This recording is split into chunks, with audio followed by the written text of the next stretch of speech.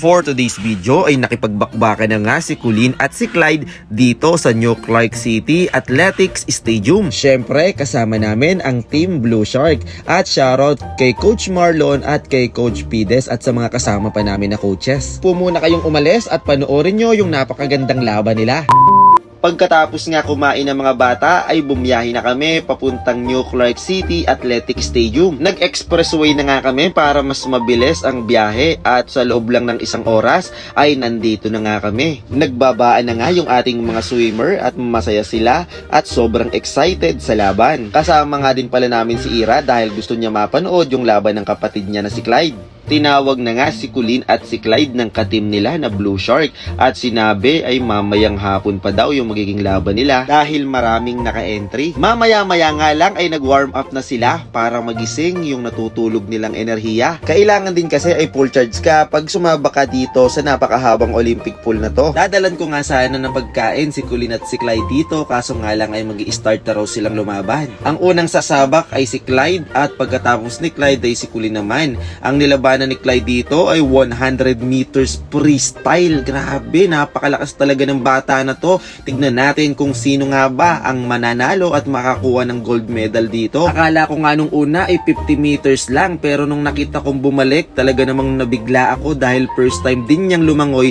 ng 100 meters. Syempre, dyan naman talaga nag-i-start lahat sa first time pero pag nasanay naman na yung katawang lupa mo sa ganyang kahaba or long course na lango yan ay talaga namang hindi ka na mapapagod at kayang-kaya mo na sa susunod na laban. Yang nangunguna na yan ay si Clyde. Di talaga ako makapaniwala at nabigla ako sa pinakita niya. Kaya sobrang proud ako sa pamangkin ko na yan. Dahil dyan ay nakakuha nga ng gold medal dito si Clyde. Ang sumunod naman na sumabak ay si Summer Colleen na. Ayan na nga at naglundaga na sila. Ang kanyang lalangoyin ay 100 meters freestyle. Kung mapapansin nyo yung mga kasabayan ni Colleen ay sumasagad na agad ng langoy. Pero si Colleen ay hindi pa niya tinotodo or nilalabas yung kanyang tinatagong enerhiya. First time ni Colleen sa 100 meters kaya tinatansya pa niya yung langoy niya kung kakayanin ba niya ng sagad hanggang dulo or hindi. Pagkatapos ay isinunod ko na yung langoy nila na breaststroke. Ito yung pinakapaborito niyang langoy. Nung natansya na nga ni Colleen yung haba ng swimming pool ay dito na talaga siya sumagad at inovertikan niya na yung mga nauna sa kanya.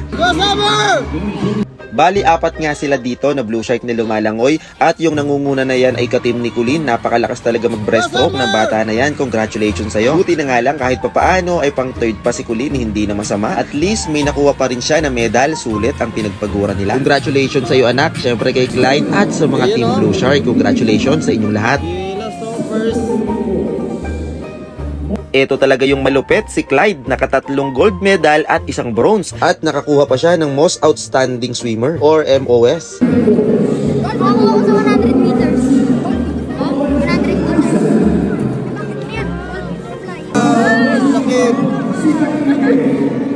Hindi malaki. Oh. Gold po to eh, gold. See you there. Ito coach, gold to coach. Parang sumulsip ba? Can I have something?